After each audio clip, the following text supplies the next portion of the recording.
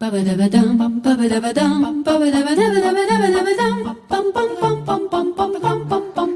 to Live a Little. I am excited for today's guest, Oguz Alhan. We met over the internet, even though we grew up in the same country. And he has a wonderful story that I'm looking forward for you to hear it. Okay, welcome, Oguz. Thanks for joining us today. Hey Daria, thanks for having me. Okay, it's wonderful. Let's start with a prayer. Do you want opening up with a prayer? Is that okay? Sure. Okay. Father, we thank you for all the blessings you have given us. And thank you for blessing us abundantly with many riches and many glories and graces. Thank you for calling us to yourself and drawing us closer to yourself and saving us in your mercy and in your grace. We pray that this conversation will be fruitful and helpful for many people to understand the context of Turkey, Turkish people, and those who are lost and living in darkness, so that our conversation can be a light to many people. You direct our talk, our conversation with your Holy Spirit, and we thank you for this opportunity as well. I pray in Jesus Christ's name. Amen. Amen. Thank you. Okay, Oz, just tell us where you grew up, as much as you want, and how you were raised, and a little bit of your family life back in Turkey. Yeah, I born and grew up in Istanbul, and I spent most of my life there. I born and grew up in this nominal Turkish family. It is sometimes hard to explain, because just by calling Turkish family nominal doesn't explain everything, because it's really strange context. Although my family is not religious, they don't live their life based on Islamic rules every single part of their life. But they have some sort of connection to it because of their national identity. Since the fall of Ottoman Empire, they have this national identity that if you are a Turkish person, you have to be Muslim. Or it's not even like you have to be Muslim. There's no any other way of thinking. The Americans or Western Europeans are Christians, Eastern Europeans are Orthodox, and Russians as well. And if you're a Turk, you're a Muslim. So that's what they think. That's the context that I grew up. But they are not religious people, and they are not going to mosque. They are not praying 5 times a day or anything. The closest thing you can think of a religious life is the month of Ramadan, which everyone becomes religious. They just fast for 30 days, and that's pretty much it. So I grew up in that kind of family, and I never interested in religion for a long time. But at some point, I felt something is lacking in my life. I was looking for some spirituality, some sort. And the first thing that I could go to, the religion that I thought I was part of, Islam. Well, how old were you when this desire manifested itself? I think I was around 12, 13. Yeah, around 13, I would say. Yeah, I wanted some substance in my life, some spirituality, some religious context, to be honest. And that led me to do prayers. Like I started praying 5 times a day, or I started reading Quran. And just like you mentioned in your book, that I've been sent to, since I was a little kid, like I would say since I was 7 years old or something, I've been sent to this mosque in our neighborhood for summertime when schools are closed. Pretty much everyone in the neighborhood, all the kids go to mosque and they learn how to read Quran, even if they don't understand it. They even learn how to chant it, like read in a beautiful way, even if you don't understand it. They also had some sort of religious education classes too. It was not just simply reading Quran in Arabic. So, uh, and I was interested more and more. I was involved in more. At first, I did not like it, and I would say most of us do not like it. I remember my friends. It was some sort of a social pressure that you have to go because everyone does. That's a thing you have to do. But anyway, eventually I grew up liking it. I liked reading another language, even though I did not understand it. It was a magical thing for me, and that's what I thought it was. You're able to read it, you're able to chant it, and that's some spiritual, mystical thing. And you pray 5 times a day, you get closer and closer to this divine, and but not really. We can talk more probably later, but you never get this personal relationship or anything like that. It's just that you are serving to divine being and you find some sort of fulfillment in it. Eventually, I was not happy with that. Um, I feel like it was more of I was proud of myself. I was um, I was like, I'm doing this. I'm different. I'm more religious. I am distinct. None of my friends do. None of them friends worship God or pray. Um, but I was, and I saw a lot of appreciation from my family and friends. They were liking it, or that they were thinking good of me, and that kind of puffed me up more and more. But there was something not satisfying, but I could not tell what it is. And um, eventually, I started learning more about my religion and about other religions as well. And that happened in mosque because that, as I said, they had this religious education classes as well. You can think of like catechism.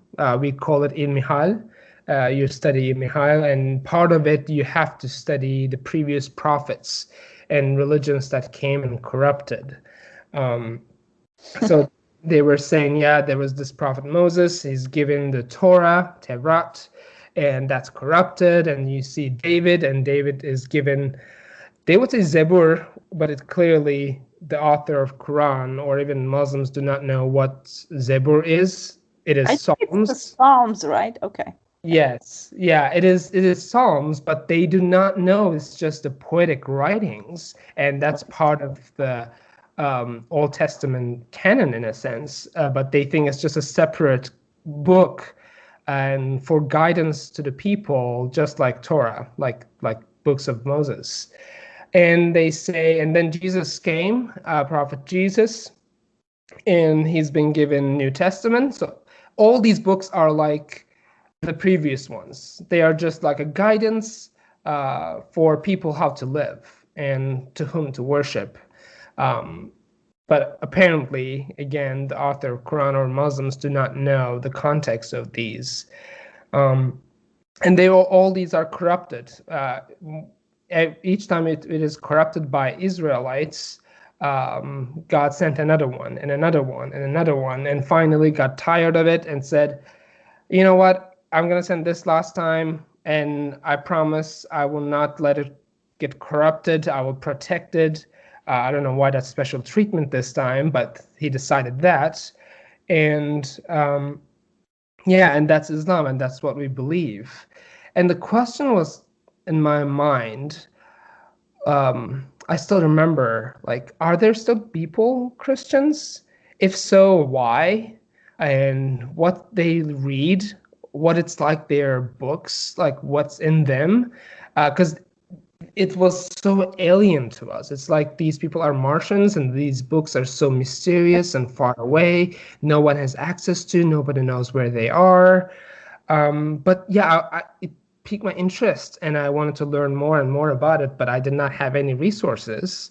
There was not internet available then, and as you know, Turkey is not a big country on libraries or something, unless you go to a college. And I was 13, 14 years old by the time.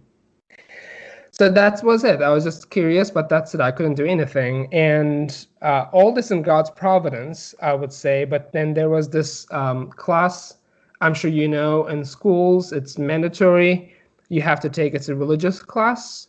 They call it something like the culture of religion and information about ethics. Not ethics like we think it is in West, but it is more about teaching of Islam. Like Uh, more quality, right? More than, yeah, I would say. yeah. It's just a teaching of Islam or religion in schools, and you have to take these classes unless your parents give consent or some paperwork to the school that you are exempt from this class. And you had to do projects. I don't know how it was for you, but in our years, there were group studies, and each group was presenting certain chapters of this book, like certain units.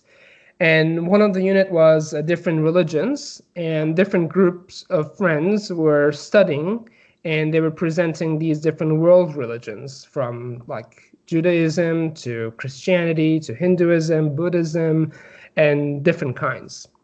And a group of my friends, they were presenting on Christianity. And this girl brought a New Testament to the school, to the classroom, to show that what Christians are actually believing. And I was like, what? Really? Like they actually have the physical copy of a book in Turkish.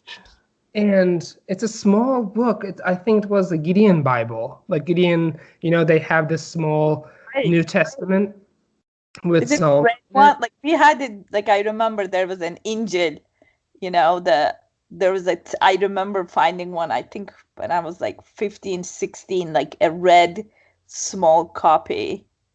But I mean, I had no idea what kind it was, but that's the one I saw the most often back then. It's definitely like those, but this one was a bit older, and it was a soft leather bound. So most Oh, of the time what we're talking about is like for evangelistic purposes. It's paperback, it's small, it's just a New right. Testament, Injil. But this one was a leather bound and old. I could even see it from papers. I think it was published around 70s, 80s, somehow. And I asked my friend if I could borrow it, and but I was so scared because that's the thing. That's also you mentioned in your book that there's such a fear that infused in you from Islam or this culture that you're so scared of these things, or even questioning things or being curious about it is such a scary thing, Hmm. fearful thing. Yeah, I think it's very hard for the Westerners to understand that. Like when that fear is ingrained in you from such an early age, that it's just so hard. Even like I can't imagine even the desire to read Injil is the New Testament is like would fill you with fear because you're not supposed to even question, be curious, like anything like that. So if your like mind is going that way, you already are in like mortal sin, kind of like you've gone already too far. Yeah, exactly. So I really wanted to have it. I really wanted to read it, but I was like so scared from God. Like I don't know if I'm supposed to do this, but also I'm afraid of like what would people say? Would they think why I'm curious about it? That was the thing in my mind. If I go and ask my friend if I can borrow the book, would she ask like why I'm wanting to read it, why I'm interested in it, or my friends or my teacher? That's the fear in my mind.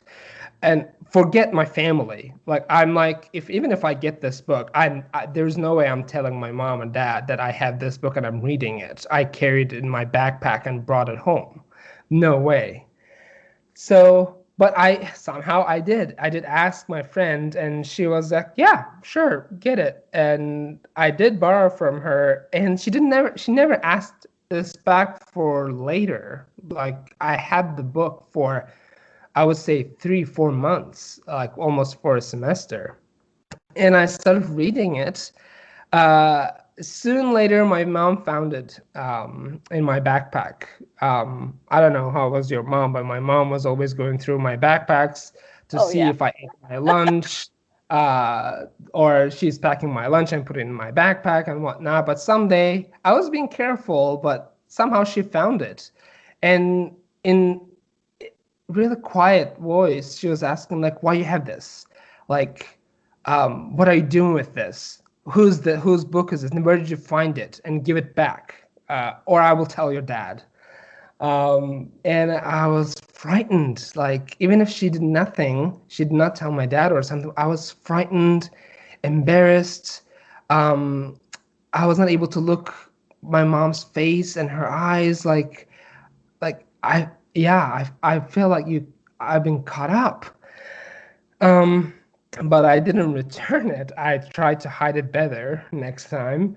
And I started reading it. I started reading from the beginning, Matthew, and I was enjoying so much. And by the time I already read the Quran in original, in Arabic, even though I was not understanding, but I was also reading translation. Somehow, our mosque, usually you will not see that in Turkey. It will not be encouraged.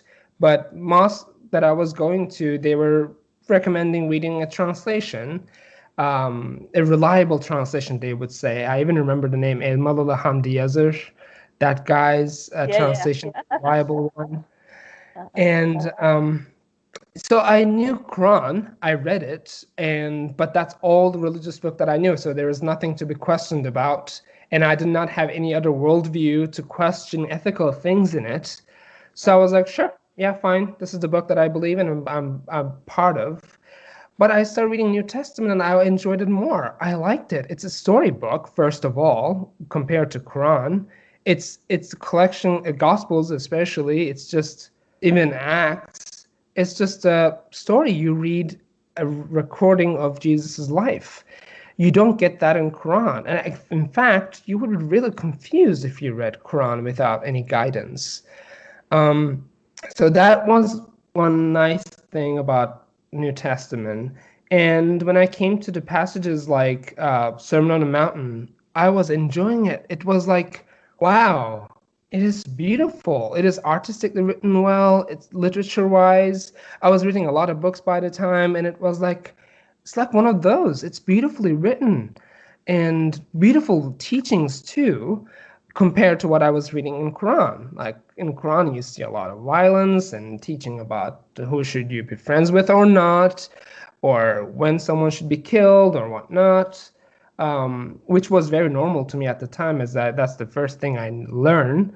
And Jesus is talking about like love your enemies, and if you just be nice to your friends, like what's it good to you? What's difference do you have from the other sinners? And that was fascinating to me.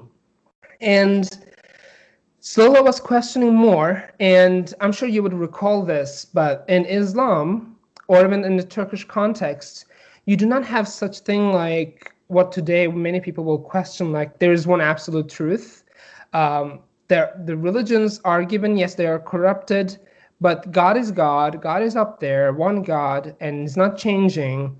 So there are not different gods of like gods of Judaism, God of Christianity, God of Islam. God is up there, and there are people belong to the books. So people are not particularly in people's mind divided into groups of people who are worshiping a particular God, but they're people following a book per se. So idea is like everyone worshiping one God anyway. Christians, yeah, they don't know correctly, especially that people do not know about Trinity or Jesus and whatnot. Everyone is thinking, and I was too, oh yeah, we all believe in the same God. God is there. It's a matter of which book you're following, and Quran is the true and uncorrupted book, so you have to follow Quran. But reading New Testament, I was questioning, this book is better. I like it better. I enjoy it better. And can I follow slowly, this one instead? sorry? Can I follow this one instead, please? Yes, yes, that's the thing. Like, can I? But also, you're so scared to even think such a thing. Like, Mhm. I'm always afraid that, oh my goodness, I'm gonna go to hell. I'm enjoying this book. I like this book. I follow this book. I feel like I belong to this book, so I'm gonna go to hell. That's all the fear in my mind. And even there was a point that I called myself, okay, I'm Christian because I follow this book. I like this book. But even then, I was like, at some point in my life, I'll go back to the true religion, Islam.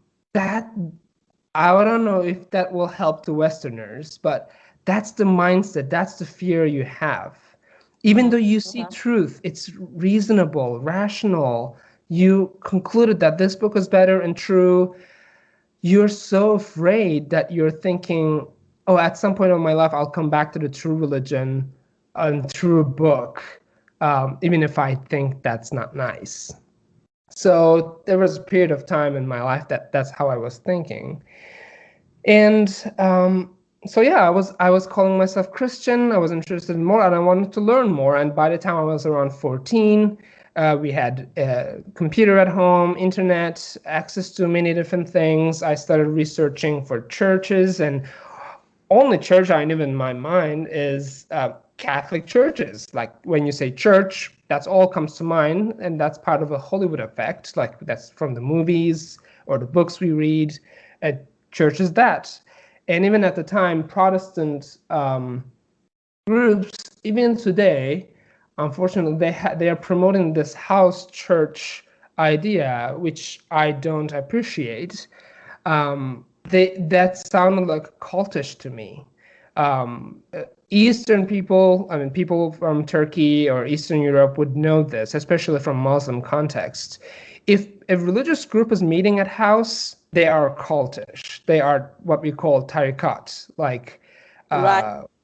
yeah, even in Islam, even like majority of the Turkish people will not be comfortable with the Muslim people gathering at a house. To If work, someone is to worship. Like you have like you read the Quran and stuff, but the tariqats, like those cults are, it's more like a worship and kind of exclusive. Yeah, no, I see. I never made the connection, but I see, I can see your point. Yeah. Yeah, like even my parents, they would be so suspicious of those groups, even if they're just gathering to read Quran or talk about religious stuff, which they call chats or a conversation. They call it sohbet. And like those groups are weird. Like they are, yeah, they are some sort of cultish, exclusive, and these home churches that I saw on addresses of them online when I looked up for church addresses, which Protestants were majority, and I was like, no, I'm not doing any of these things. And at first, Protestants sounded to me like how Alevi groups are in Turkey. I grew up in a Sunni family, a different sect of Islam, a more conservative, I would say mainline Right. Islam group, denomination. And there's also Alevis, and we always thought to think that they are actually not following the truth. They are not following the true tenets of Islam. They just made up stuff for themselves. They just corrupted it. They are not praying like how we pray. They don't go to mosque. So it's just like, yeah, it's a sect and a corrupted sect of Islam. They did not even think that they are Muslims. They Okay. were Alevi. Like this is a Turkish Shiite sect. So like I don't think many people are very familiar. Alawites, like that's how they're translated, I suppose, in English. Or sometimes they call themselves Nusayris. I don't know. Not that's not very common, but in Turkey they're known as Alevis. So they have a special I would say reverence to Ali, who was he son of Muhammad? Just remind, Son, yeah, like an adopted son, I think, like an adopted son, son-in-law. Yes. it was Oh, son. yes, yes, I remember. Never mind. That was anyway. So they have a special kind of um I don't know, reverence to him, but they're also a lot more progressive, I'd say. in their like political views, because maybe they've been persecuted for a long time, and they are very also exclusive. They have their own, like, they don't worship in the mosque. They have their own um, worship areas, and so anyway, so those are Alavites. It's like a small Shiite group in Turkey. Yeah. And I was making the correlation, just like I was making with the cultish groups. I was saying, oh, these Protestants, as the name advertises, they are protesting the mainline Christianity, which is Catholicism, and that showed a lot of peculiarity, because when you look at the Roman Catholic Church, they have beautiful church buildings, clearly temples, clearly worship places. And Protestants, even in our religious books that we learned, they don't gather in religious places. They don't gather in certain temples. They don't have idea of temple, and they are just gathering at homes because of this. So, short story, I was making connection that, oh, these Protestants are bad. They are gathering in homes, and they sound very much cultish, and they are not mainline, and they are probably not following the true Christianity anyway. And I found this church, the most famous one in Istanbul, Saint Antoine Church, and I think you mentioned a couple times in your podcast as well. It's That's a where I beautiful went. church. Yeah, that's where I went to my first mass, and that's the only one that's open to public in Turkey, because all the other churches you need to be part of the congregation, or it's just, yeah, it's different.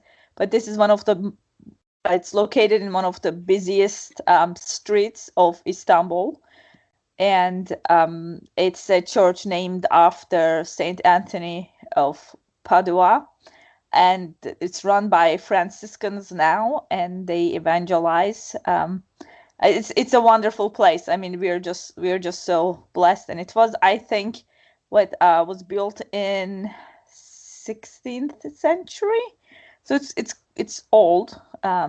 Not as old as some things in Turkey, but yeah, I mean, it's a beautiful place. If you ever visit Istanbul, definitely go and visit Saint Anthony's. They do good work there. Anyway, sorry, I keep interrupting. Go ahead. No, I appreciate it. Yeah, and this church is like, as you said there, yeah, it's one of the busiest street in Istanbul. It's downtown. Think like it's a Hollywood Boulevard, and all the shops and stores, restaurants. And in the middle of this, there's this giant, beautiful, historical Gothic style building. It's beautiful. But it's like an hour and a half away from my house. And those who know Turkey would know that it's not a car culture, it's a public transportation culture. So you have to take an hour and a half, like minibus to bus to train and then subway, so you can get to downtown. My family was living far from downtown.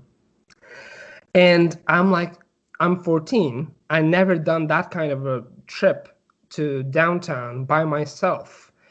But I don't know where I get that courage, but I said, I'm going to do it. I'm not going to go to school this Tuesday. I even looked up, they had a Turkish mass early in the morning at 11 a.m. Because most of the masses in there, they were in Polish, Italian, I think they had Portuguese, if I'm not mistaken. And Turkish masses on Sundays, especially, were at night at 7 p.m. And it gets dark. And for a 14-year-old traveling in Istanbul, which is 15 million people, it's such a scary thing. I always think my family is following me, or they are just watching me or something. So I'm like, I'm not going to be able to do that at Sunday night. And only time I can go to mass is Tuesday, 11 a.m. It's Turkish anyway, and they even advertise it conducted with organ music. I was like, oh, that's great. Yeah, and I think Tuesday, because that Tuesday is dedicated for Saint Anthony of Padua. Hey, what year is it now? Do you remember? Sorry? What year? I would not be able to tell the year. but we can do quick calculations, I guess. I was 14 and I'm born in 1995. I don't know Okay. what that means. So Oh, we're good at 2009, is that what it is? Did we do it right? Wait, that. did we do it That right? sounds right. Yeah, That's because around the time. Oh, that's excellent. That's great. Okay. yeah, and I went there, but I'm so scared. And it's downtown, it's a beautiful place, everybody goes there, it's really crowded. And but I'm trembling in fear. What if my family follows me? What if they know? What if they watch me? What if my dad is like, because my dad goes to downtown for work, although it's a giant city, I but know I'm it's thinking Istanbul. What are the odds? But yeah, but you're full of fear. Like all this stuff comes exactly. to mind. Yeah, it's 15 million people. And even in the city center, everyone floods to the downtown, to city center for work. And for somehow I have fear of encountering with my dad in the middle of the street, which my dad never goes to Istiklal Street, which is the church is on that street. Right. But I'm so scared that I'm just emphasizing to tell, especially Western listeners, to show that how fearful thing is for someone like Turkish person to have conversion experience. Mhm. And anyway, I went there. I'm trembling in fear. I'm so scared. I'm trying not to be seen. Like, who's gonna see me? But I'm still in fear. I went into the church and I sat down. It was peaceful. It was beautiful. If you've been there, you know it's beautiful and peaceful place, Mhm. even though it's really crowded. Bunch of people visit. It's like a touristic area as well. And you would see a lot of Muslim people like every single day. Muslim people who never been in a church just go there to see a church, a witness. And you would see groups of people, even young women, even if they are like covered in hijab or something, they come and they lit a candle to pray. And that kind of shows the superstitions or spirituality of Turkey. Um, People just go to different places and different shrines of Muslim saints, I would say. That's how I would describe. And they Right. tie ribbons or they put some papers and pray and wish things. And a lot of people come to St. Anthony Church, St. Antoine Church, to pray and wish things through candlelit. Yeah, I don't know if you listened to it, but I interviewed Father Anthony before, and he was there, and a lot of people come and ask them to like um almost like cast spells. Yes. You know the what is it called? Papa's büyüsü. Have you? Yes. Have you I mean it's awful stuff, but like it's Islam is very definitely superstitious, but I would say there's a lot of not very good spiritual connections there too. And if you went to mass, so you know that like nobody receives in the hand in Turkey Yep. because there is this spell, like it's called the priest spell or whatever, and it requires a consecrated host. So like you go to Turkey, the priest is going to watch you like a hawk until you consume that host. Like, you know, so it's just there's just a different spiritual element there. That's why you would a lot of Muslims like people who struggled from infertility, they would come and ask a priest to like say this, like they don't even ask necessarily for a prayer. It's more like a spell. Wouldn't you think? It was like it's very kind of magicy, superstitious kind of desire. Not that they have any spiritual power, but it's almost like every time you pray for somebody, this will happen. Like it's like a more like a spell. So that's why you would see like women in hijabs going there. Not necessarily to learn about Christianity, but because like they're there to, you know, ask for that stuff. I'm just trying to provide a little context because otherwise it gets a little confusing. Like what are these women doing in the Catholic Church? So yeah. Yeah, definitely. Like for Muslims, the religion is a tool. It's not of a worship or relationship with the divine, but it's just a tool. It's a tool for guide, like how to live life, but also when you encounter these magics or spells that cast on you, which is very popular in Turkey, Mhm. that you just go and find solutions in places. And most of the people, this is the story that we hear again and again. people go to their imams and they say, "Oh, this is Papa's büyüsü," the literal translation, the spell of a priest. Not that it's cast by a priest, but it's like only they can solve it. Like they can undo it. Yeah. Yes. Yeah. And that's why you would see, as you said, there are a lot of these Muslim women, they don't care about Christianity. They don't care about the Mass. They don't care about any religious thing. And they would not even care about their own religious stuff. They would not go to mosque particularly. But once they are encountered, once somebody told them, hey, there's a spell cast on you, or if they find this spell written on a paper and put it into a jar, and they found it in their house because somebody did actually try to cast a spell on their house. When they encounter these kind of things, they just come and try to find a solution. And many times, especially on Tuesdays and I think Thursdays, there's a confession in St. Antoine Church. And in the line, you would see mostly Muslim or even like non-religious nominal Muslims in the line of confessional than a Christian. Like, seriously, the big majority of them would be Muslims. I don't think I've ever been there at the time of confession, so that's hilarious. Yeah, I've been there. I even went to talk to one of the priests in a similar way to talk to them about certain things and I was waiting in line for confessional. And very early on, I was about like 14 years old again. Yeah, people in the line, they were just communicating, they're just talking. Somebody has, I even encountered those conversations. This elderly woman came there with his daughter. Apparently, somebody cast a spell on them, so their marriage is terrible. And they are there to find a solution, so they are there to talk to priests. And yeah, most of them would have stories like that, and they're waiting in line to talk to a priest. And again, there are very few Christians waiting in line.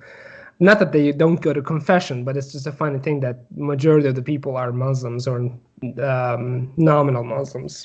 Yeah, bless the Franciscans for running it. Okay, so your first Mass, tell us. Yeah, I went there.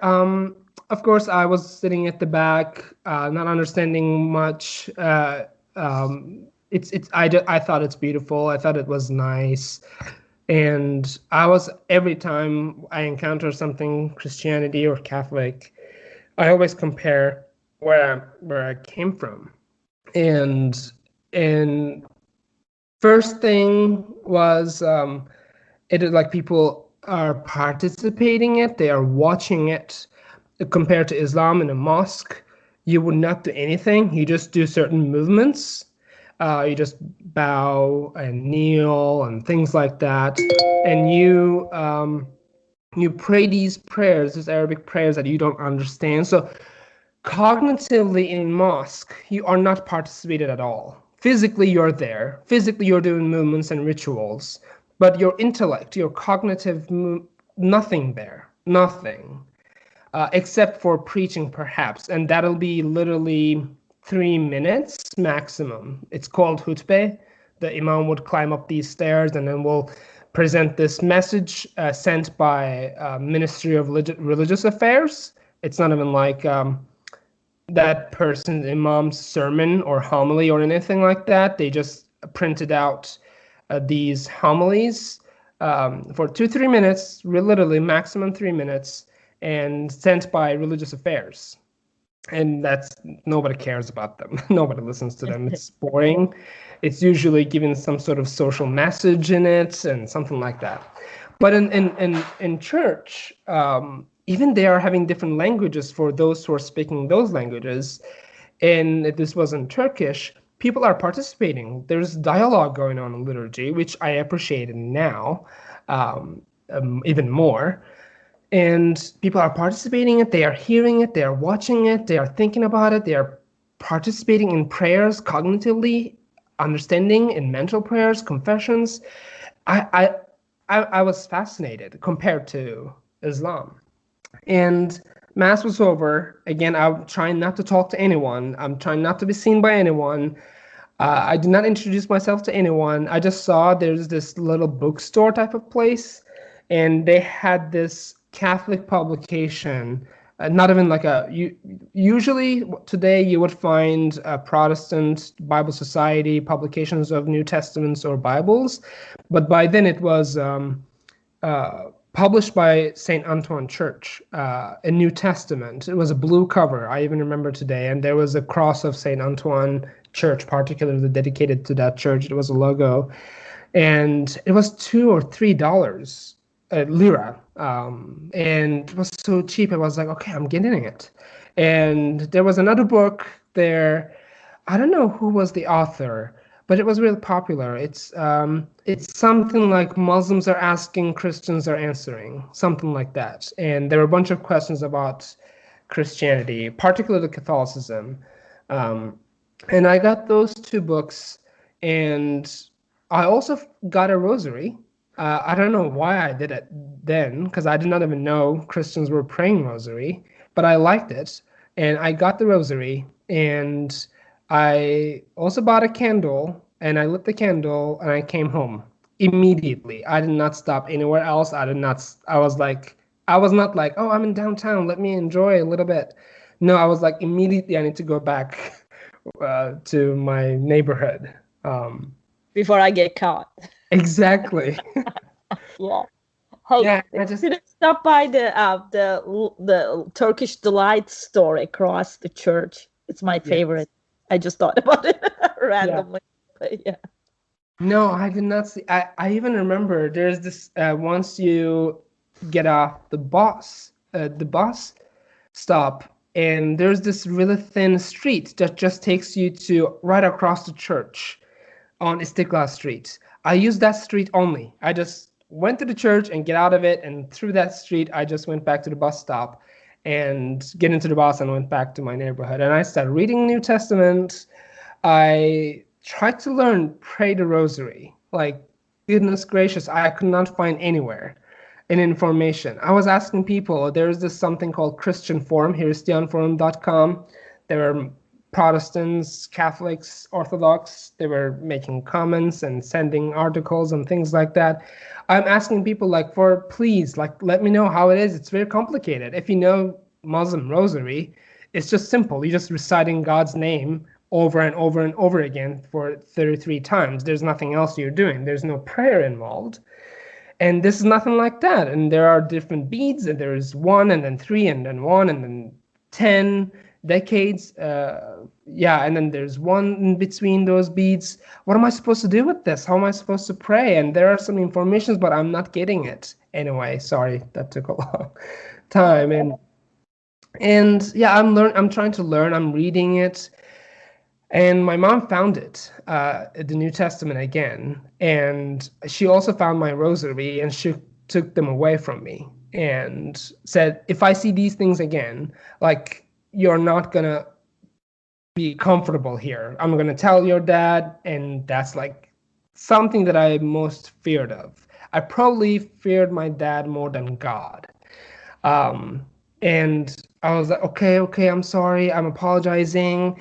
I'm not arguing at all. I'm not asking my book or rosary back at all.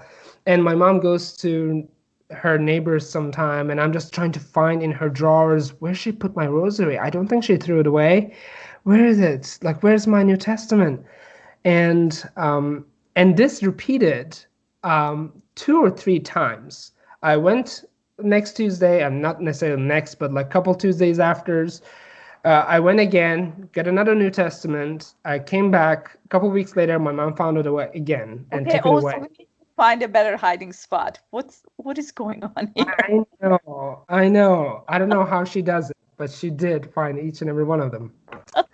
It's the mother. I know it. Yeah. Can I give a minute break to get a water? Yes, of course. Please go take your time. It's different because you and I have different journeys. Because I was an atheist by the time, like, when you're just this good boy who's afraid what his mother is gonna say. But this time I'm an atheist while you're sneaking off to go see the Catholic Church. I was sneaking off to Ankara because we lived in Konya, which is about, I'd say, 4.5 hours away from Ankara, to join into these communist protests. Like that's where I am, and here you are, like hiding stuff from your mom to so that so that you don't get in trouble with them. This is like an interesting story, the way the Lord kind of reached to you um, through this through the books you found. But I also understand like um, the desire to hide it from your parents, and like even though I had a bad relationship with my mother, I still didn't want to get in trouble, but I also didn't want her to get upset necessarily. There wasn't a father in the picture for me, but if he was at home, I would be a lot more afraid of him than, her, definitely. That always goes. But I just remember I had to come up with this really elaborate lie to make it to this one communist protest. I think I was like 15, 16 maybe. Like it was really elaborate, like because we had to leave early in the morning, like 6. So I told her that we would get up early, go practice basketball, then go to the library and study, and then go to school and do this. Like there was just this string of lies that I come up with that really kind of somewhat had to account for me being gone over like 18 hours. I mean, I don't know. I think just my mom didn't want to kind of dig too deep. She really didn't quite care where I was at the end of the day, because I don't know how anybody would fall for that string of lies. But are you back, Oz? Yes, I'm here. Okay. Did you have a good relationship with your parents other than your Bible mishaps? Not really, and I cannot pinpoint why. I'm sure there are a lot of psychological and sociological stories behind it, but not really, no. I never had a relationship with my father, good relationship at all. And I would not even say I had a relationship with him. I mean, he was there at the house and he was providing for us, but yeah, no, I did not have a good relationship. With them, neither of them, unfortunately. I think it's very common Yes. because this is one of my theories. I'm sure I'm not the first one who came up with it. I just haven't read far enough. But the way, like, the relationship between God in whatever culture, God and the believer, is kind of shapes everything else in the society. So if God is the master and you're the slave, like in Islam, that kind of shapes every level of society, like men and, woman and father and son. It's always like, it's just, it's just never like in Christianity, because we have a filial relationship with God, that also kind of trickles down to marriage and the family relationship. Not that like we have to be best buddies with our kids, anything like that, but also there's like a more intimate connection between the individuals and members of the society, because um, that conversion, that relationship with the Lord happens in the heart and in the soul. And like you say, in Islam, it's a lot more external, and the way things look is much more important than how things are, what is happening in the soul and in the heart or in the mind of a person. So I think like your relationship, your experience with your parents is very common. Like I had a broken family, so like that kind of accounts for why my relationship with my parents were messed up. But the way yours is like distance, a bit cold, but there isn't really a reason for it. Is like I think that's how the majority of Muslim families are, I would say. What do you think? That's so true. And again, we are just doing some observations as lay people, but in Islam, you don't question God. Like even idea of like questioning God is like, how dare you? Like, you do not question anything, you just simply obey, and rules are so detailed, like you don't even have to question how to do things. So there's no place even for curiosity of any Islamic rule or life per se. And even though majority of the people in Turkey do not read Quran or do not read Islamic books, this culture, which is like, we are talking about 600 years old culture, marinated with this Islamic thought and culture, even though it's unique to Turkey compared to other Middle Eastern countries, it is so marinated with this. So I remember my dad is like, when I question certain things, which is so illogical, I won't even give examples of it because this is so absurd and stupid. But when my dad asked me to do certain things, and when I asked why, and he's like, you do not ask questions. And he was getting really mad and yelling and shouting and getting really aggressive and threatening that I was even thinking. He never beat me up, but that's also a common story that you hear, that fathers beat up their sons quite often, and not in a disciplinary way that you would see in a Christian house, like spanking or something. The fathers will beat up their kids in Turkey, which I witnessed. My uncles and my other friends, they experienced these things just for the sake of beat up. I mean, that's some sort of discipline, but they will be hurting. Like you would see marks of like beaten up on their faces and bodies. So, and I was always like, I did not have that, but that can happen. It's not like impossibility. So, and it's the same thing, you know, like you don't question God, you just obey, and you're afraid of him constantly. Loving God, like, no way. Like, who are you to love God? Like, you're just a slave and human being. There's no such love relationship. And even these Sufi Islam, like Mevlana Jalaluddin Rumi or Rumi as it is known in West, when these Sufis are so influenced by Christianity and Christian thought um, and preaching loving God, and people were questioning and making fun of them. Like they were like, "Oh, this is such a mysterious, stupid thing. Like you are weird. You're not Muslim." And there's popularity today about those groups, but not as much as you want. So yeah, that's definitely true. And families are influenced by this Islamic culture and thought over the years. And yeah, you see these broken houses or relationships are not really a family relationships. It's just a different world out there. It is. So what happened after your so you kept going back on Tuesdays? Not every Tuesday, but a lot. I was just going there, attending mass, not doing anything, not talking to anyone. Each and every time, the same fears. But I was going there, reading New Testament, reading certain books that I picked up from there, and I was praying. I was lighting candles. I was just sitting there most of the time, not doing anything, enjoying the building and the presence. And yeah, one day I was like, I'm learning more, of course. By the way, I have to do a footnote that I do not understand the gospel all this time. It's maybe a year or so. I do not know specifically why Jesus died or resurrected or anything like that. It's just a story to me, and I'm like, yeah, he was preaching this message, and Jews apparently did not like him and killed him, and that's part of the story. There's no significance of it. So that's a footnote just for understanding the context, but also still learn about Christianity in general. And I know I have to be baptized. That's what I see in New Testament. I keep reading.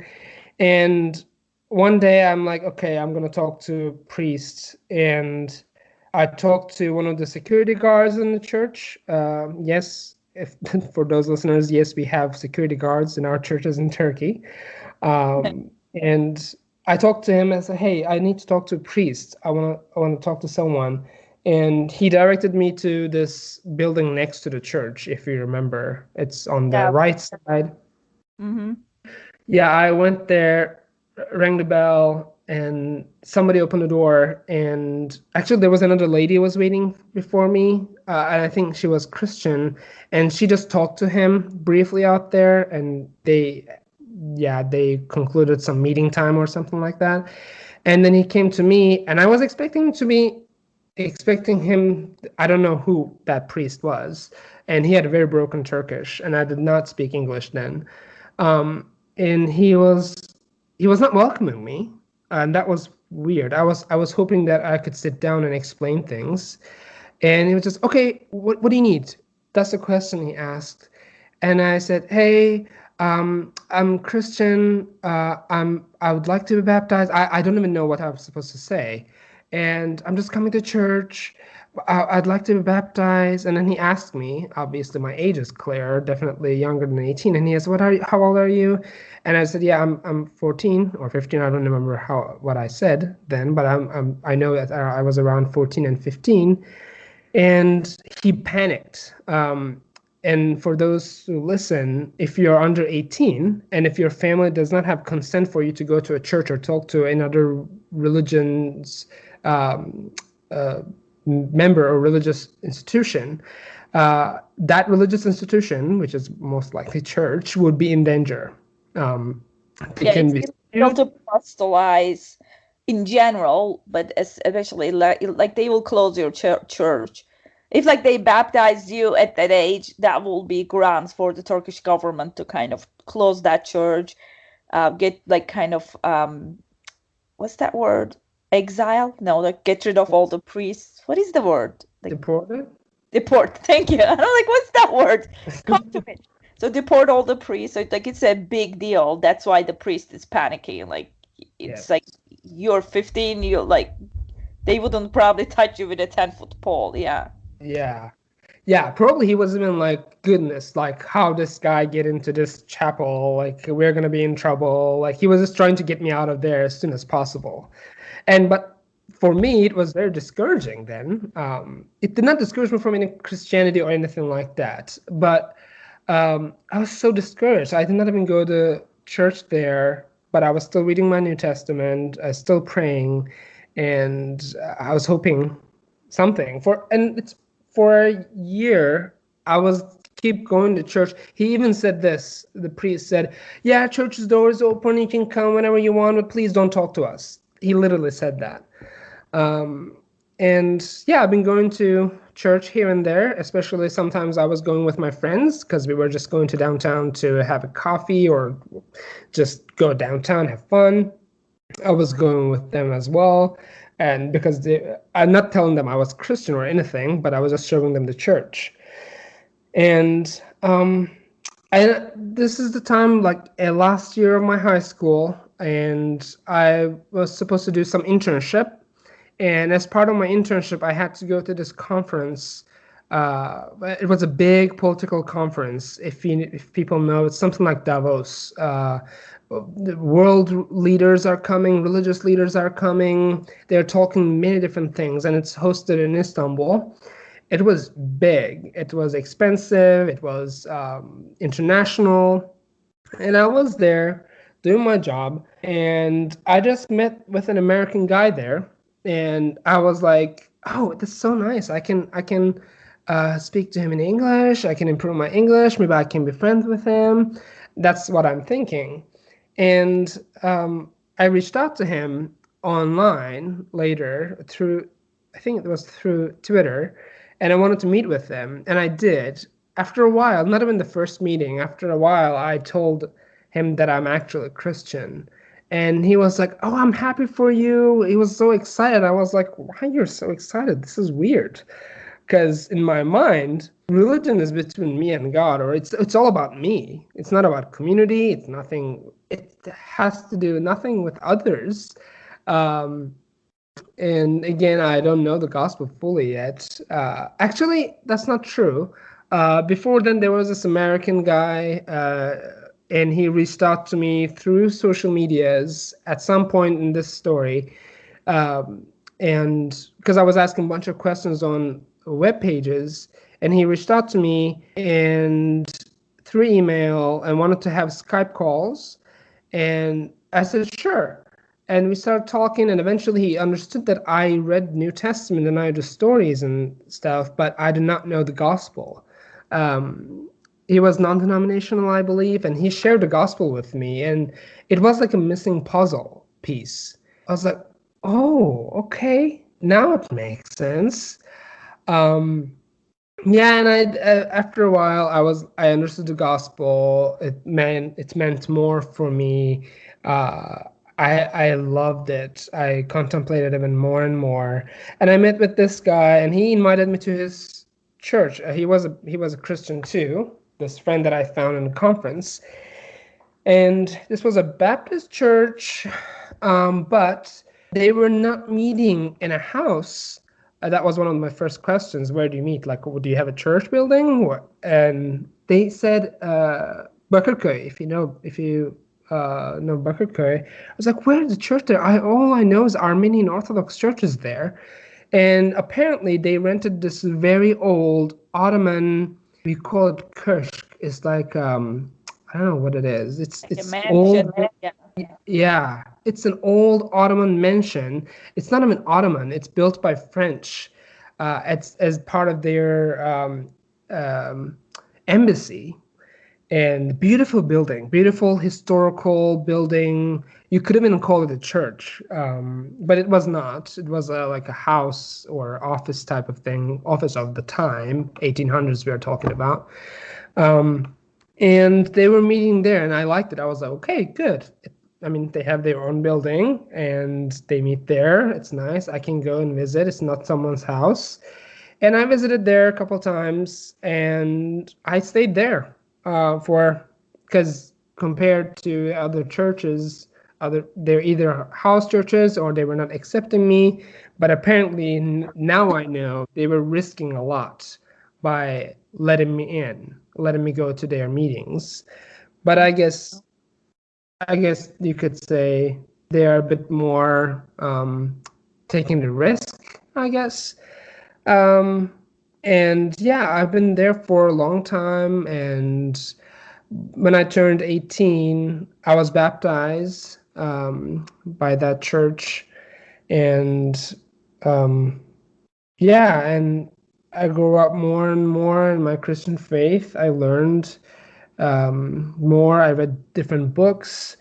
And I went to Istanbul Bilgi University, and it was one of the unique universities that's more liberal, I would say, but in a healthy way. They are more into freedom. Most of the state universities are not welcoming different thoughts, different projects or professors, but this was a very unique university.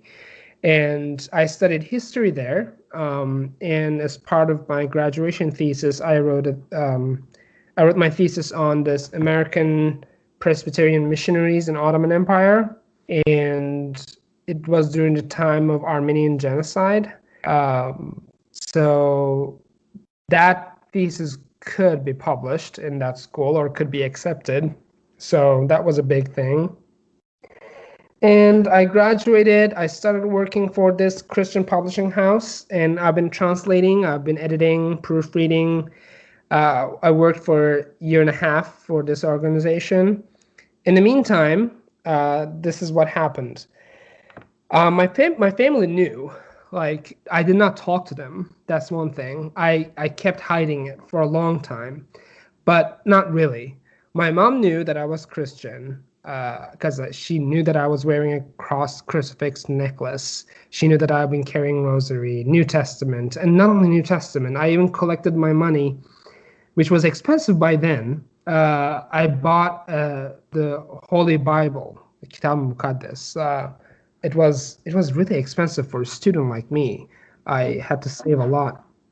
And she saw that. She saw more than one Christian book. Apparently, I was reading and being more devoted. She kept here and there threatening me, mentioning, doing some irony, but she was okay. Like, there's no point of talking about it. But I know my dad also knew, because he was making a lot of comments about when it comes to Christianity. I remember I think I'm not sure. It was Pope Benedict or Francis. When conclave is concluded and the Pope is chosen, I can't remember if it was Francis or If you're remembering it, it's Francis, Pope Francis. yes, you're probably right. I was watching it on BBC, and my dad was making a lot of comments directed to me. Or we are watching Christmas movies, and my brother is asking like, "Dad, why we don't have a Christmas tree?" And my dad is like, "Why are we Christian?" Like looking at me in a different way. Like, are we Christian? And I'm not saying anything. I'm not even looking at my dad. So those kind of things happened a lot. So I would say they knew it, but they were suppressing it. They were in denial mode. But it's the honor shame culture. I was gonna say such a shameful thing for them, They rather keep it. They rather let it keep it to myself and not tell any of our relatives or friends. So this shameful thing does not come out. That's what I think. And maybe they were thinking, oh, it's a cultural thing. He loves Western culture, or like he wants to be more like Westerners or something like that, which is a typical accusation. Sorry? It's a phase, it'll pass. It's like Yes. growing your hair out because everybody converts to Christianity in Turkey for the fun of it, Yes. Yes, exactly. This is very typical accusation to young people in Turkey. Oh, it's a phase. You're just trying to be like American. You're embarrassed of your own culture, so you're trying to be like them and whatsoever. Right. And probably thought of that too, and they let it be. But I was member of these Christian churches, and I've been there. And this is another thing that will be interesting for Western listeners. My mom was into politics and in local politics, and she wanted to be member of a city council from this conservative party. And she's been involved in for years. And that's the thing, everyone gets in there, and gradually you're climbing up the hierarchy. You're becoming a member of this organization, and then you're a part of the board member, and then you're just elected. You're then hopefully will be put into elected office. And my mom was invested in this a lot, and she was offered for this position in the city council. It's not a big thing, but it's also in local elections wise, especially for these people who are interested in it. It is. And apparently government was also from this party, conservative party. They did a background check on her. And yep, No. they found out that I've been meeting with Canadian American Christians, going to their churches, being involved. I was even like doing Bible studies with them and things like that. So somehow they knew it. I don't know how. Somehow always really like we knew like there was always a plainclothes cop in every, like, at least in Ankara. Maybe it's like a little tighter in Ankara because it's the capital city, but like he would just sit there in the back reading his newspaper while the church services went on, and we would like bring him tea and cookies or whatever, we didn't want him to. So like we knew there was always. And you probably weren't a Christian back then, but do you remember those three Protestants murdered in the southeastern of Turkey? That's, I couldn't remember, 2005 maybe. Do you remember that? Yes, I even know one of the German guys, Geske. I know his kids. I think his wife Susanna is still in Turkey. There's Jati, a Turkish guy. Right. Yep. We went to their funeral was it in Izmir? I want to say it was somewhere in Izmir. One of them was from Izmir, yes. Yeah, and like we could tell like there was a bunch of guys from Turkish intelligence services. Basically, they were taking everybody's pictures and names. Like, how people make fun of having a permanent record or a file here.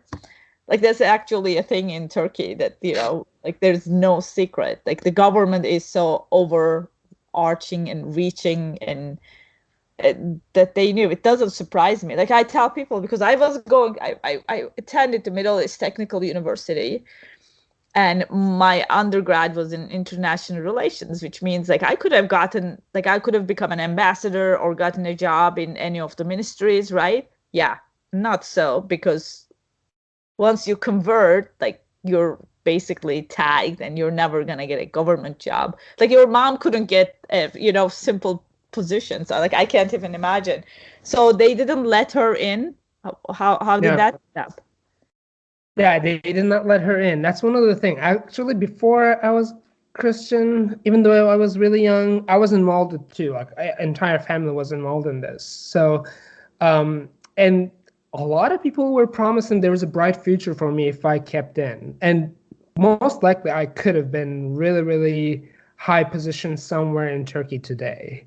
And some of my friends been there and they are still holding these positions, or some of our, yeah. So I gave up on those too when I converted. I knew that. I was like, there's no way. So I gave up on all those dreams or possibilities. So they didn't let her, but they also informed her why. And yeah, your son apparently involved in these groups and churches and whatnot. So they rejected her. And one night I moved out, by the way, out of the house. It was after my graduation. I moved to a different city, working for this organization and for publishing house. And my dad called me one night. And actually, I was in a meeting. There was a bunch of voicemails and messages on WhatsApp. My dad is swearing, cussing at me. Like, how dare you do this? Like, you ruined our life. You took everything away. How is your brother is gonna find a job from now on? Like, you took everything away from us. Like, it's not about me. It's not about my religion. It's not what I believe. It's not my relationship with them, but it's all about us, us, us. You did this to us. You ruined us. You harmed us. We are done. All that. But it's not only just talk like this, but just full of cussing. And he's still trying to call me, but I answered, and I should have not. He kept cussing, kept yelling, and I just hung up. And that was the last time I talked to them for a year and a half or two. They did not reach out to me. I blocked them, to be honest, because my dad was still calling me for no reason. He just wanted to yell. He just wanted to cuss more, and get that anger out. And then he started threatening me in messages. It's like, I'm gonna find you. We're gonna kill you. We're gonna find you. We know where you are. Whatnot.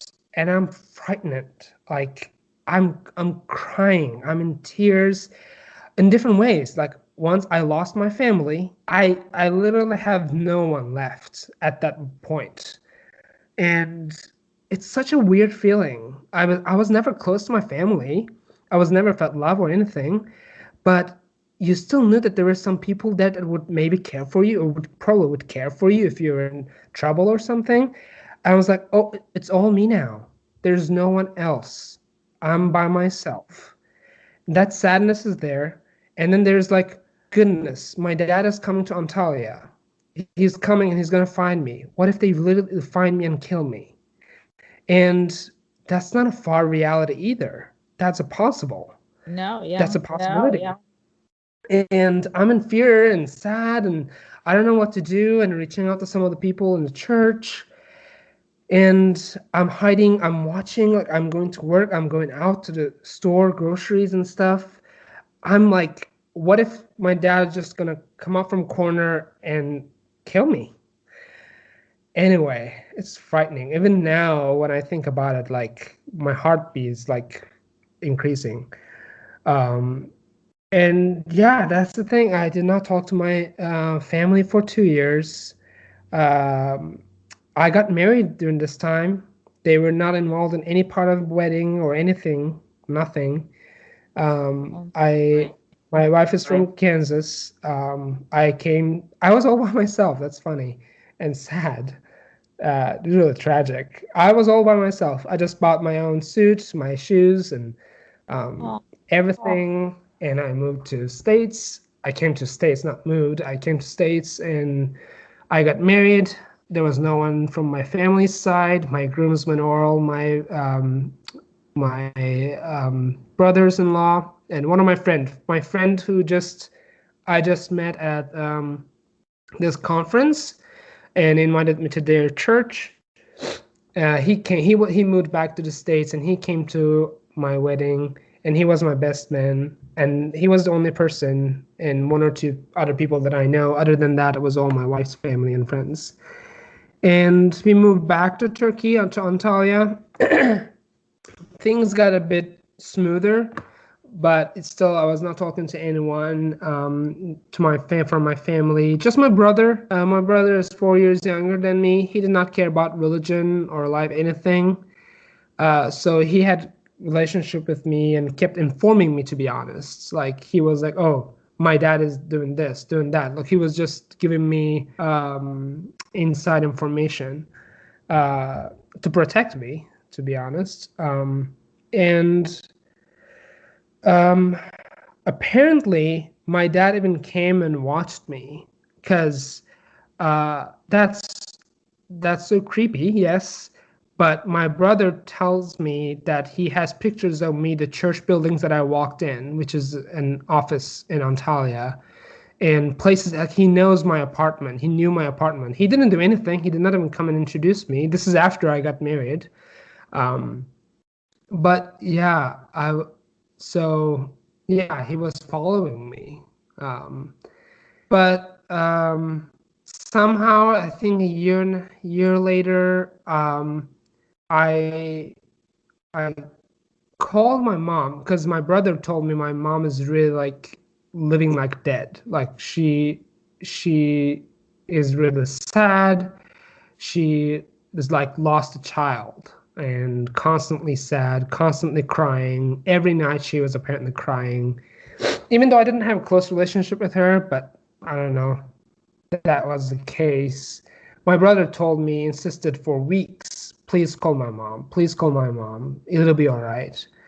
And I called my mom one time, and my wife was in the other room. And I'm not kidding. We cried for 10 minutes, nothing. We could not say anything.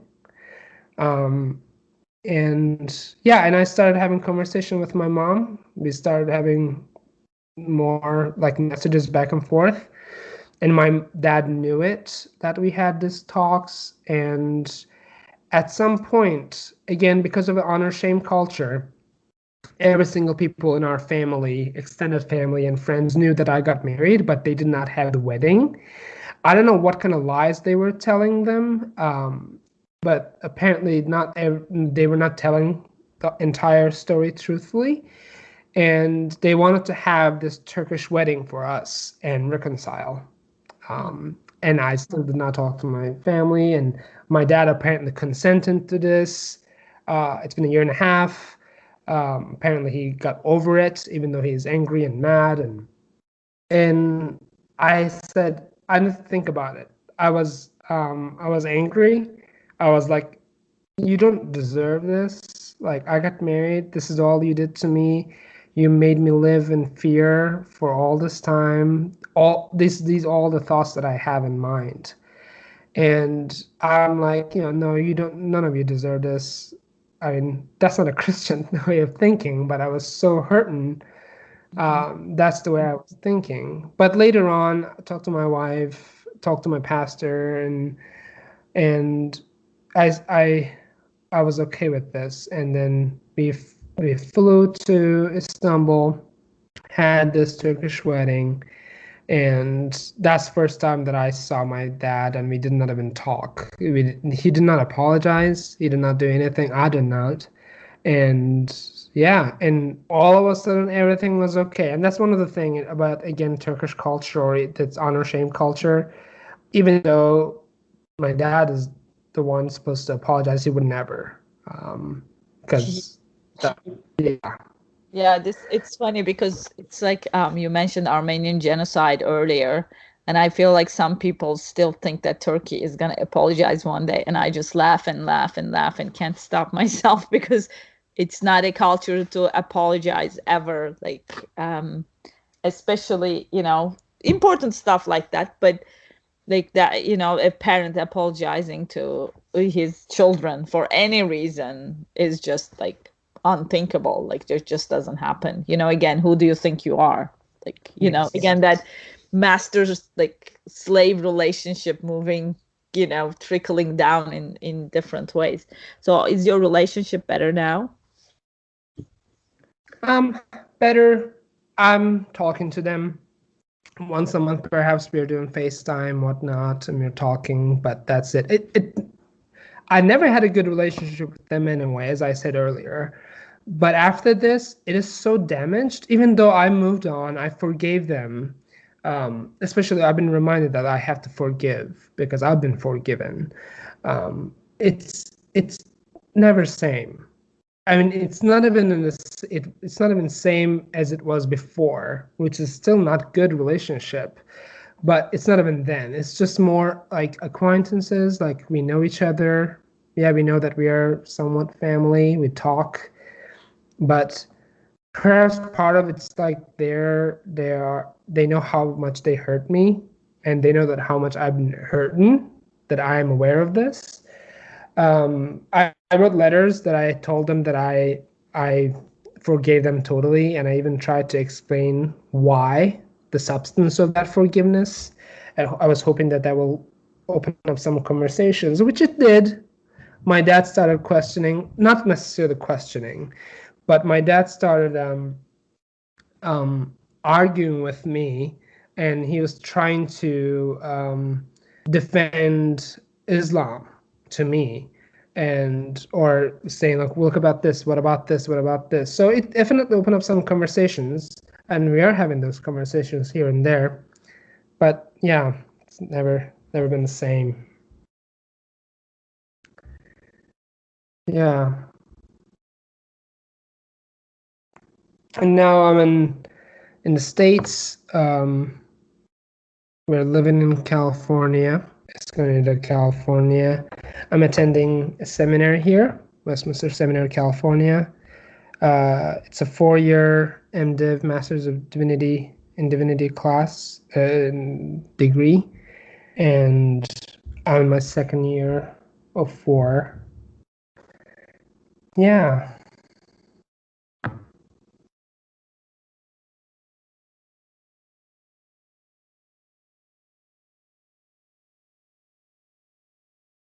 they are there.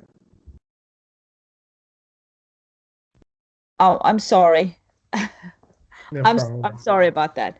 Um, it's a happy story, but there's sadness in it, which is the gospel, I suppose. It's not all happy endings on this side of death, I suppose. Do you feel like the Lord provided you a new family? Like, do you feel supported here? How is your life in America has been?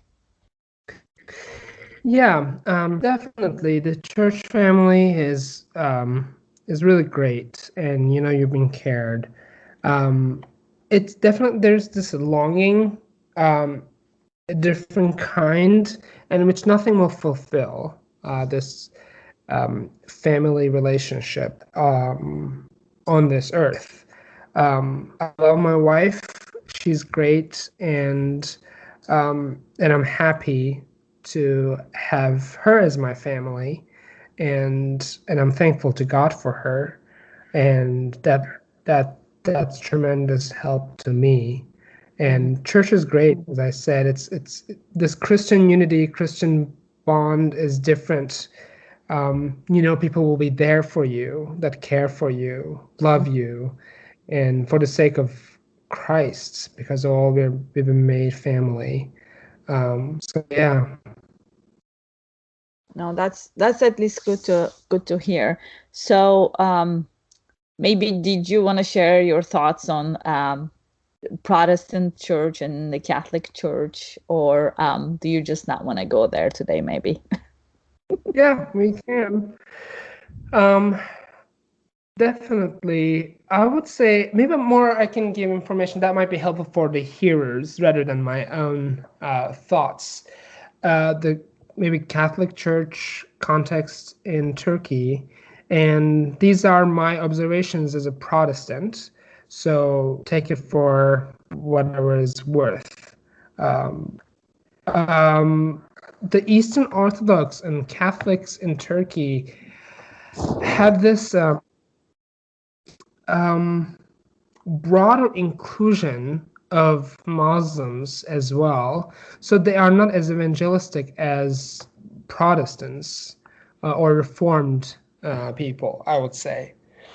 What I mean by that. So when I worked in the library of the Patriarchate of the Eastern Orthodox Church, and whenever there are Muslim people go there or talk to them, or they are even if they are questioning, um, they are not willing or interested sharing Christianity with the hope that they will find a truth that we have as well. And that was always troubling for me. And this is the same for Roman Catholic Church in Istanbul as well. So when people come, there's not even indication or hope or prayer that these people will find truth in Christianity. So there's this idea, yeah, it's all religion. We're all going to the same, yeah, climbing the same hill, and the top is the same for all of us. God is same, but that's not true. Christianity is so distinct from rest of the religions. It's unique. Nobody's sharing the gospel in these churches I'm talking about. But again, this is my observation as a Protestant, as a Reformed Catholic Protestant. Um, so, for example, there was years ago, he departed, but there was the press secretary of the Eastern Orthodox Patriarchate. His name was I forgot it. Was it Epidophoros? Anyway, and there was this web page. People were answering questions in videos, like in 1 minute or 2 minute videos, or maybe even more, longer, 3 or 4 minutes, uh, for any topic. You could find any issue, any topic, all the experts on this web page. The owner of this web page was interviewing everyone, and multiple questions. And this Eastern Orthodox priest has been interviewed about Christianity under the topic of Christianity, and the person asked him, like, what's the crucifixion? Like, what's the reason? What's all about this? It's a great opportunity, like, to tell the distinct uniqueness about the cross, about the Christ, and the love of God for the world. And it didn't even have to be deep down. He didn't have to go all the way to biblical theology or anything. He had an opportunity to share the gospel, yet he didn't. He just said, yeah, Christ suffered on the cross, and he just became an example for us how we can suffer in this life as well and endure the suffering. I was like, really? Really? Like, I mean, that's not true. I mean, it is in a sense, yeah, There's but a that's not the small main part of it, purpose. yes, but yeah, no, I agree. I couldn't agree more. Like, I just tell people, thank God, Protestants picked up the slack that Catholics left behind with the missionary efforts. It's like they're scared, they're in survival mode, and it's understandably, like, I see that, but I mean, here we are willing to convert despite everything, and we can't even find Catholics who are willing to talk to us. Like, I was of age when I converted. I was 27 and living in Ankara, and it took forever for me to talk to a priest because they think you're a government spy trying to trap them into saying something they're not supposed to say. It's just, there is that, again, that culture of fear, and it just smothers the gospel from Catholics. And it's the Protestants who are willing to do the work and share the gospel, and I'm grateful for it. No, you're right. That's how it is. Yeah. And this later on, more I've been reading theological books, and more I was grounded in Reformed faith, but still flirting with Roman Catholic Church, I would say, because there are a lot of things intriguing for me, especially historicity, the liturgy, and beauty of the liturgy, which I'm thankful for. The church that I'm going to has really nice liturgy, traditional, historical one, unlike many non-denominational that you will find. Anyway, I was in Izmir, Smyrna.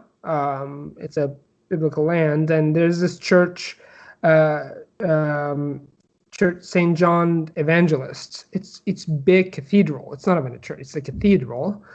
And I looked up on their webpage, and they had evening mass and then rosary with it. And I visited to talk to the priest, and I met with him, and we had a good conversation. His name was Father Max. He introduced me as Father Maximilian, I think. And when I went there again later, I could not find him there. Apparently, he's been appointed to Trabzon, which I thought it was interesting. I don't know if he is still in Turkey or in Trabzon. And again, this can be a talk for another day. And again, I'm not expert on these issues, but when we start talking about the topic of salvation, justification, sanctification, all that, he was promoting the teachings of the Vatican II, and he was questioning my thought. He even tried to emotionally approach me and said, your mom raised you and take care of you, help you to grow up and all that. Do you think she would go to hell? First of all, I've been during that time, I was not talking to my family, and I was remembering all the trouble that they put me in and all the fear and everything. But aside from that, even if they are perfect to me, even if I had a very happy family, I answered him, yeah. And he was shocked. And in my mind, I was thinking there's only salvation through Christ, faith in him. And regardless what you think afterwards, it's really open to discussion, justification by faith alone, or faith with the charity that the grace, or participation with grace. That's really another day for another podcast. But regardless that, either way, the salvation is only through Christ, and church has been teaching that there's no salvation outside of the church. That's what I believed as a Protestant, as a Reformed Protestant. I wholeheartedly believed, and I still believe that. And even if you think differently in terms of how someone is justified, I would say it all has to be through a church, through God, through Christ and the sacraments that he provided for us. And it was fascinating for me to hear him contradicting me. And I thought I happened to believe, and I still do, historical belief of the church, both Reformed Protestants. I'm excluding evangelical non-denominationals, by the way, and also Roman Catholics. It's a belief of our Christian tradition that there is no salvation outside of the church, which means outside of Christ. And there was a writing on the wall. It was from 1 John about loving God, and whoever loves God loves his brother, knows God. Oh, that verse. And he pointed out to me and he said, you see, if they love, they will be saved. And he even gave me this example, which I think that will bother you too, knowing that the Islamic religious leaders in Turkey, there's this mufti. Mufti is, you can say, a bishop of a region for Muslims. He is responsible of multiple mosques in the region. And apparently, this Muftu's son is killed by ISIS. That was a time where ISIS was on the climax of their power. They were really influencing Turkey. There were bomb explosions and things like that. And this Mufti gave a speech in the meeting of this religious leaders, and the Christians were invited too. And he was telling me the story that this Mufti, which is the religious leader, Islamic religious leader, said he forgave them. He forgave ISIS members. Okay, it's a beautiful thing, and it's a virtue. It's great, but when there's no substance of it, um, I don't know if that means anything. It's beautiful. It is great for our lives, um, and I'm glad and I'm happy for it. And I'm just like I'm happy that Muslims in Turkey do not read Quran or do not follow Islam, and they follow this Sufi religion, which is like preaching love. If you know the author Elif Shafak, she wrote books and millions read in Turkey. Millions of people read in Turkey.